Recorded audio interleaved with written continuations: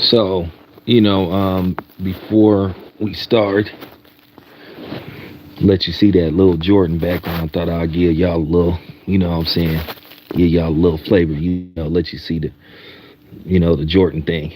By the way, be on the lookout for my next shoe review. My got 'em early shoe review. Oh yeah, to the homie, hey man, I'll leave my email, man, if you want to know what I do. Just hit me. But nevertheless, you know, um, I'm just finna cook tonight because on this thing, once again, you got the PBC fanboys and the Al Heyman nut huggers basically trying to cling on and try to give Al Heyman credit for Terence Crawford's business decisions and him being savvy, and once again people taking something and turning it into something totally different and not listening to what a person was carefully saying and basically breaking down, because they all about trying to push a narrative. And this is why I'm glad I stand on the island of Mount. What's up, Chase? I'm finna cook, bro. What part of Oakland I'm from? I'm from the Doves. From the Doves. I'm from the Dubs. That's where I used to be at, but I'll be all over the town. You know what? I'm a keep it. I'm gonna keep it a bug. Ego is my homeboy, but at the end of the day, just like Blue Blood is my homeboy, but I don't agree with everything these dudes say, because at the end of the day, they do what they do and I do what I do. Um, I don't understand where this is coming from with with ego. I don't, but he is own man, and I'm just gonna leave it at that. Oh, oh man, I deal with a lot of people in the '70s, bro. So I mean, the '70s and the Dubs always been cool. Can't say a lot, say can't speak much for seminary, but we'll leave that off the air though.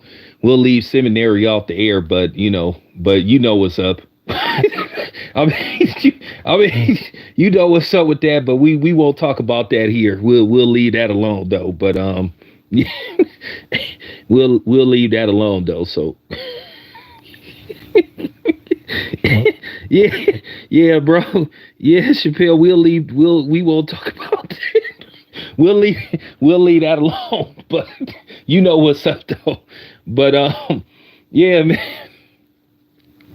Yeah, and hey, the funny thing though, Chase Bud got mad love from people in the town. I don't know if you know Damon Lillard. He sent Bud a message, and shout out to Damon Lillard, man. Brookfield, shout out to Dame. You know what I'm saying? Dame Lillard, Brookfield. He sent Bud some love. E40 sent Bud some love. So the Bay messed with Terrence Bud Crawford. And shout out to Birdie the Boxer. It was funny when Birdie the Boxer had saw the black in it. He said, "Yeah, tell they say." He say, "Yeah." He say, "Dude, mention the tail that in the blackening."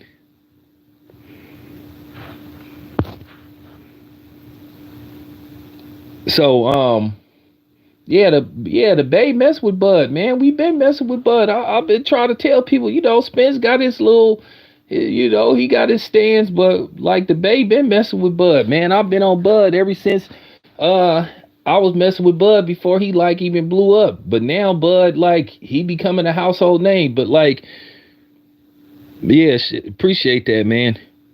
Yeah, appreciate that. Yeah, appreciate that. The Bay, we everywhere, man. We well traveled. You seen I just came from Arizona, and by the way, Arizona was lit. Had a good time covering the fight in the Phoenix area. It's pretty lit in that area where the fight was. They had like this they have this area where it's nothing but restaurants. It's like a movie theater and stuff. Has some clubs over there. So, I did a little bit of clubbing and stuff. Well, outside clubbing, but I can't really like film myself clubbing because of the music that they play. And I don't want my channel to get messed with, you know, getting them um getting flagged for copyrighted music. Well, they don't flag you, but they just don't monetize the video if you do a live and you using copyrighted music. But yeah, Arizona was lit though.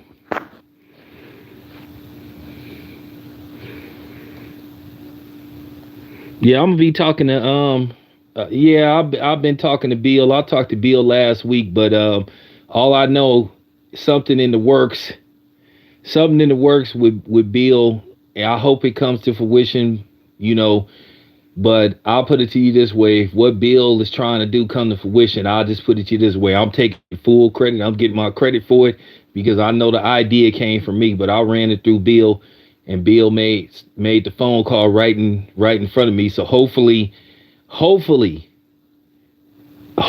this comes to fruition. What I'm hoping happen for Bill and Devin, because I mess with Bill, I mess with Devin, and at the end of the day, that's what I do. I cover this boxing stuff, but I'm cool with everybody.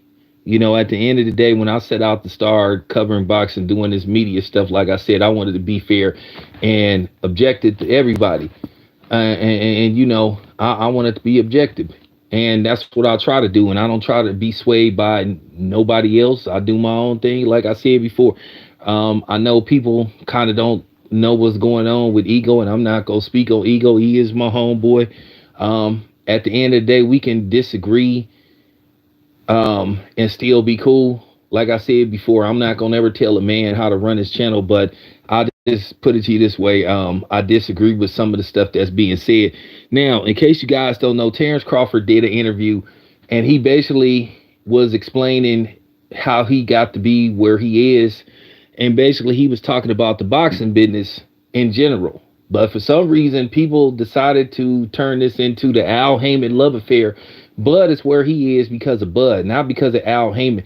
People seem to forget that Al Haymon didn't really want to make this fight.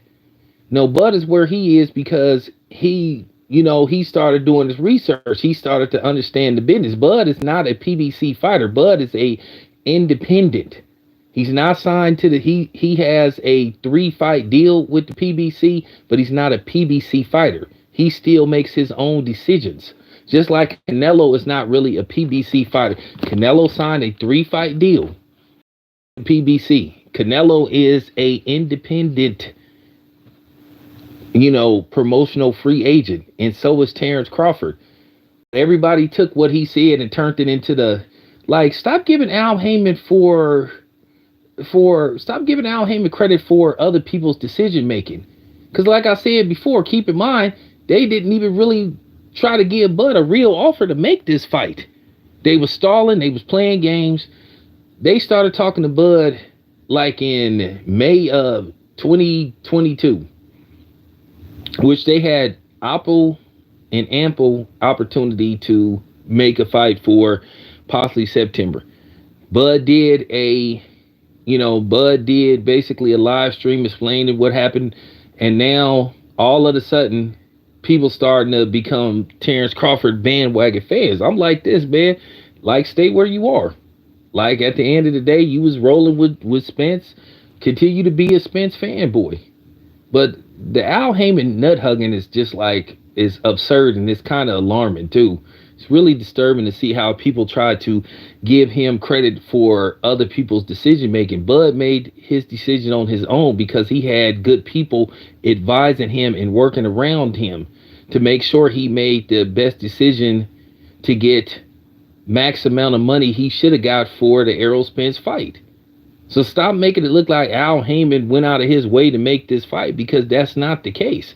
And I'm sorry people listen to other people's channel, then they come to other people's channel trying to educate them and trying to internet check them, which, by the way, that can't be done, because I know the truth and I know what was going on. And just last year, everybody was talking about Bud should sign the contract. He need to take what the PBC offer him. Now, keep in mind, everybody was talking about Bud should get 80-20 to fight Errol Spence, or 70-30, which I thought was absurd. So now all of a sudden, listen, I don't know what happened with Bud and Top Rank, and that's just the honest to God truth. And once again, I'm going to say this: it ain't my job as media to tell a dude what promotional company to sign with. Like I said before, now if they ask me behind the scenes, yeah, I may say, do what you feel is best for you. And I've been asked behind the scenes, hey man, should I take this deal? Hey, should I go with this deal? Should I go with this promoter? Should I go with that promoter? I always say you make the decision that's best for you, because like I said before, I ain't on nobody's payroll. I'm not on Top Rank's payroll. I'm not on the PBC's payroll. I'm not on Golden Boy's payroll. I'm not on Matchroom's payroll. So like I said, you want me to tell fighters to sign with your promotional company? Send me a check. Send me a check, and then I'll do it. But all these other dudes that sit up here talking about where somebody need to go, keep in mind, y'all do know that the PBC fighters are still fighting once a year. Anthony Joshua has already had 2 fights this year. Deontay Wilder hasn't fought in almost a year. His last fight was October of 2022. Why is that happening? Before that, Steve Fulton had a long layoff. But people still don't want to address the elephant in the room, while people sitting up here trying to once again become PBC nut huggers. Like I said, Terence Crawford, his people, Errol Spence, it was a joint effort to make that fight. And Bud was sitting up here once again trying to educate people about the business. But somehow, some way, people sitting up making these thank you Al Haymon videos. What in the fuck is wrong with some of you niggas on here? I just got to ask that question, man. Real talk. Like for real, bro, it's just disturbing, man. Like how some of you dudes act. Like for real, stop like giving this dude credit for other people's decision making. And I'm just keeping it a buck. And to be honest with you, Boots isn't really particularly a PBC fighter. Boots is a Showtime fighter. He has a deal with Showtime. So he's not, but he get to fight on the PBC cards, but he technically isn't really a PBC fighter.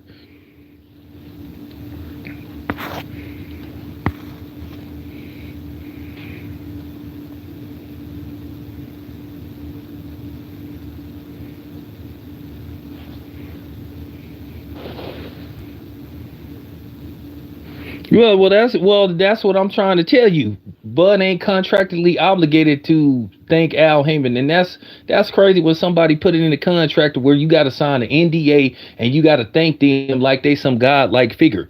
And that's all I'm saying.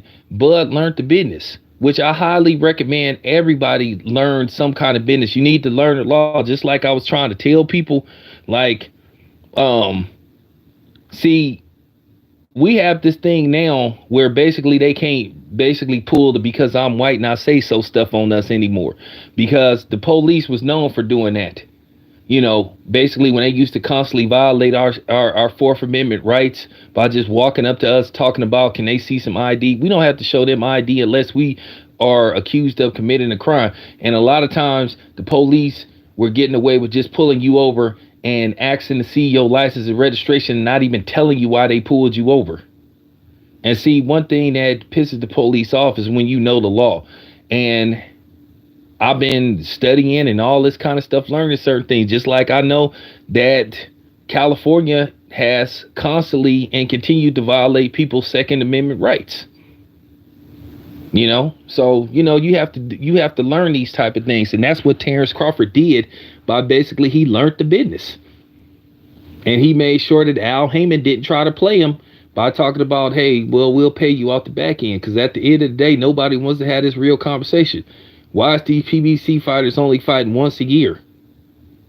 And if Al Haymon wouldn't have had his hand forced by the higher uppers at basically Paramount Showtime, he would have tried not to make the Errol Spence fight. So at the end of the day, Terence Crawford ain't got to thank Errol Spence for shit. What the hell it looked like him thanking him for making a fight that he should have made.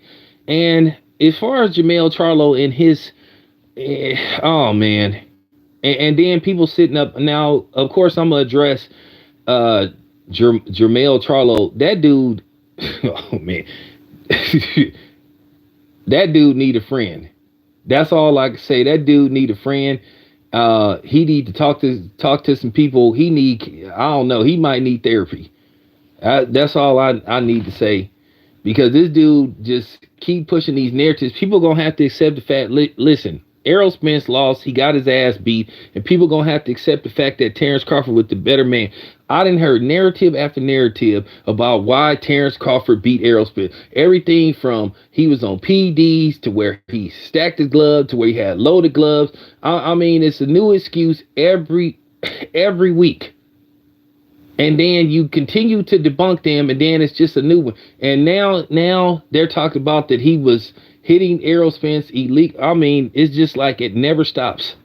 And to be honest with you, these Errol Spence fanboys is making the dude look bad. If Errol Spence could sit up there and just take his ass whooping like a man did, why are his fanboys catering for him? He lost, man. And I have to ask that question, what if Terence Crawford would have lost? And Terence Crawford was saying all the stuff that Errol Spence fans has been saying, coming up with all these excuses.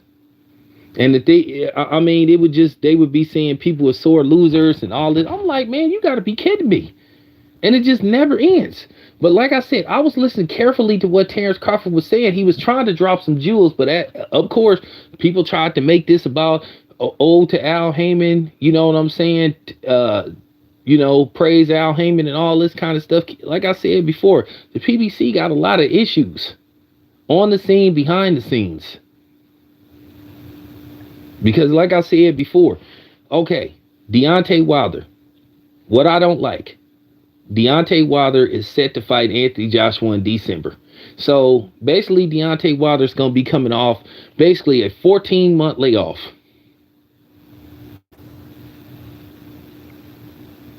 Okay, Anthony Joshua, they had 2 fights this year. This will be his 3rd fight if he fight Deontay Wilder in December. Now, I don't think it's going to make much of a difference. I never believed that Anthony Joshua could beat Deontay Wilder. Just like I never believed that Errol Spence could beat Terence Crawford. I never believed that. I always believed that Terence Crawford, not only would he beat Errol Spence, he would stop him. So I still, and I don't think the rematch is gonna be any different. And it looks like Errol Spence is not gonna fight in December in all likelihood, which he shouldn't. Errol Spence took a lot of punishment in that fight. Now the funny thing is, Jermell Charlo, I have to ask him this question. Okay, so Terence Crawford was hitting him in the back of the head, right? Oh, okay. Well, how do you explain him getting knocked down with a jab? People got to understand something. Sometimes the way you move your head when you trying to either duck a punch or where you try to basically, when you're trying to duck and when you're trying to get under punches, sometimes you could turn or slip punches. Sometimes you could turn your head in a certain angle where you can accidentally get hit in the back of the head. Now, to say Terence Crawford was intentionally trying to hit Errol Spence in the back of the head, I think that's doing Terence Crawford a disservice, and I think that's just foul. And it just comes across as just being delusional. Now, and you come across as looking pathetic. You have to accept the fact that Terence Crawford was the better man in that fight. Terence Crawford was the better prepared fighter. We got to stop doing this, and it's not fair to keep coming up like making up stuff. And at the end of the day, a lot of these content creators, and this is just real talk, this is how they kill their credibility. You got, all these dudes whose channel was banking off this fight happening and Terence Crawford losing to Errol Spence. Now all of a sudden they doing these streams screaming at people who come on there saying, hey, you didn't know what you were talking about, screaming about they don't care and all this stuff, but you did care because you was the one constantly making video calling Terence Crawford out his name, saying he was scared and all this stuff. So like I said before, once again, Al Haymon went out of his way not to make this fight. He didn't want to make this fight. And now that Terence Crawford is saying he's more business savvy and saying that he's his home boss, they trying to give Al Haymon credit for Terence Crawford the compliments. I'm not finna let you Negroes get away with that. So just stop this stuff, man, because you make yourself look pathetic. And you come across being on some groupie stuff.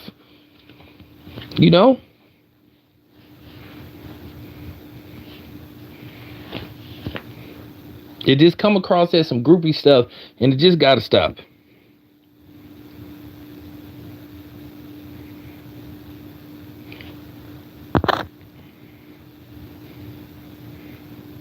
Listen, I'm gonna say this, and this is just real talk.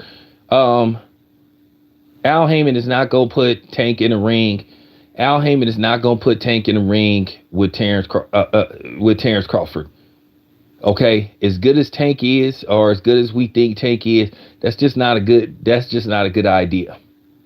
There's a difference between fighting Ryan Garcia, a guy that we all knew that Tank was gonna beat, and possibly fighting the Monster, which in all likelihood Tank would be a heavy favorite in that fight. And then at this time, Tank would be a heavy favorite versus Lomachenko. So it's a difference between putting Tank in the ring with those dudes versus putting him in the ring with Terence Crawford. Tank ain't got a chance against Terence Crawford. Ain't got nothing to do with Baltimore. Ain't got nothing to do with none of that stuff. It's just logic. And you have to use logic. You have to use common sense. When I say Bud would wreck Tank Davis, he would wreck Tank. And it wouldn't be pretty. It wouldn't be pretty. And people need to just stop it. But didn't I tell you guys that Jermell Charlo wasn't gonna have all that hyped up animated rah energy towards Canelo that he liked to have towards brothers? You know, him and Tony Harrison, he was talking to Tony Harrison like he was about that life and stuff. Which he ain't.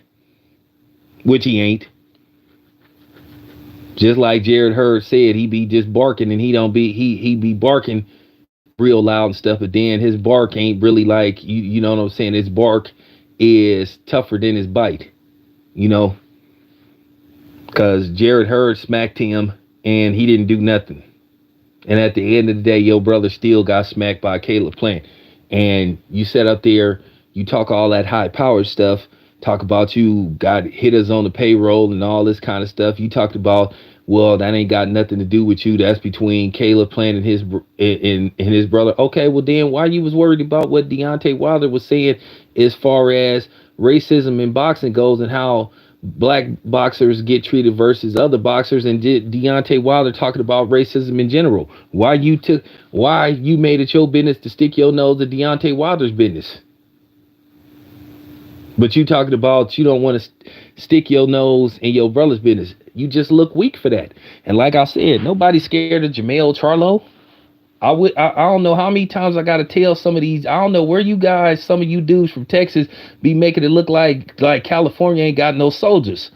I always was a soldier in the streets of Oakland, and I moved in silence. I ain't like I'm in my 40s. I ain't like these young cats that like to televise everything they do. I'm not King Von and I'm not Mo 3. And I ain't none of these rappers that be making records about the stuff they do on the streets, basically indicting themselves. And then they had the audacity to call other people snitches when you snitching on yourself. I come from a time we didn't talk. We just made stuff happen. So that's what I'm saying. And, you know, and I ain't trying to get it in people from Texas, but I'm just keeping it 100 because I done had a couple of clowns coming at me sideways and stuff, talking about they got gats. And like, bro, you really think we ain't got no gats in California? Like, for real. You do know you can get gats anywhere, right? Just letting it be known. But I told you. I told you that Jermell wasn't gonna be talking all crazy to Canelo. He being all soft spoken. Oh, you know, Canelo, I'm gonna do what I need to do. I wanted to see him call Canelo out his name and all that kind of stuff. Because I knew he was gonna do that because Jermell Charlo is predictable. He predictable. And he proved me right. Like I said, nobody don't be worried about all that barking he be doing about, oh, man, I'm gonna do it. Like, man, shut up, dude. Like I said, nobody's scared of you, and ain't nobody scared of that other dude that's from the, you know what I'm saying, that's from the Dallas area. Nobody's scared of that nigga neither. I would.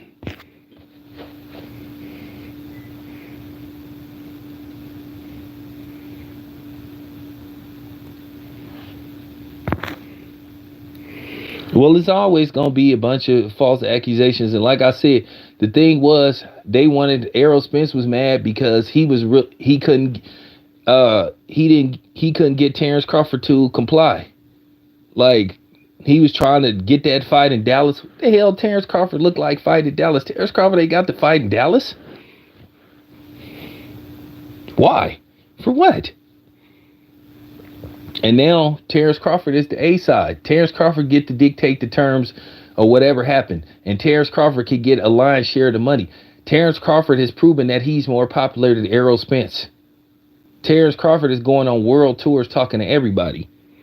So all this stuff about the 70-30 and stuff was just absurd. It was just dudes being nut huggers and not keeping it real. And like I said before, due to some of the fact that you had these content creators chase that was pushing a narrative, they made people not like Errol Spence. They made people root against Errol Spence. And like I say, I have to say that I fell into the trap, and I have to say that I got to work my way out of it, because I don't want to dislike Errol Spence, because I think Errol Spence is not a bad person. But at the end of the day, Errol Spence had a lot of outside, activities that was possibly interfering with his boxing career. We all can admit that, but then at the end of the day, that's beyond Terence Crawford's control. That's not Terence Crawford's problem. That's not Terence Crawford's problem, what is happening with Errol Spence outside of boxing. That's up to Errol Spence to control what's going on outside of boxing. That's up to Errol Spence to control his environment and watch out for the company that he keeps. Now, I want to speak on something that moron and Charleston White said in regards to Errol Spence. Charleston White, and I just got to keep it 100, and I'm going to just say this. Anybody that take Charleston White serious, something is wrong with you. Charleston White is a cornball. He fake, and he consistent at being inconsistent. The dude don't know whether he want to be a revolutionary. He don't want to know if he want to be a coon. He don't know what he don't have no identity. He don't know who he is. The dude is inconsistent. He sit up there and always got something to say about black people, but then, talk about these white boys that be doing stuff. So I'm just saying, keep the same energy, my G. Just don't always just wag your finger at black people. I don't mess with dudes like that. At the end of the day, I hold my people accountable when they on some BS, but at the same time, I don't always sit up there and just basically wag my finger at them, when I know sometimes we put in positions where, we've been put in positions where we were set up to fail, and we still have to call that out. But at the end of the day, I hold my people accountable. At the same time, I don't let people come after my people as well. So, I just had to put that out there.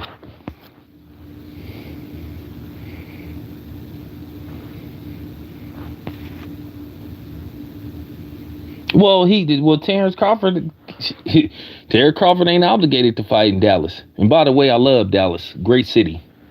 Love Dallas, love Fort Worth, great city. But he's not obligated. He doesn't have to. He's the guy now. Bud is, in all likelihood, Bud is going to probably fight Keith Thurman. I'm going to say this. Bud can fight whoever he wants at this point. The thing is with Boots had a chance to exercise his mandatory. He elected not to do it. So at the end of the day, I'm not going to sit up here and fall in line with this. Oh, well, why don't he get his chance? Well, keep in mind, everybody was okay when they thought Errol Spence was finna fight Keith Thurman. At the end of the day, based off what people do to Terence Crawford, it doesn't matter who he fights. People are going to find something wrong no matter what. So at the end of the day, Bud need to just ignore these people. If he wants to fight Keith Thurman, he can fight Keith Thurman. So, for real. But anyway, I wanted to get that out there. But I'll be back more later on. Appreciate y'all.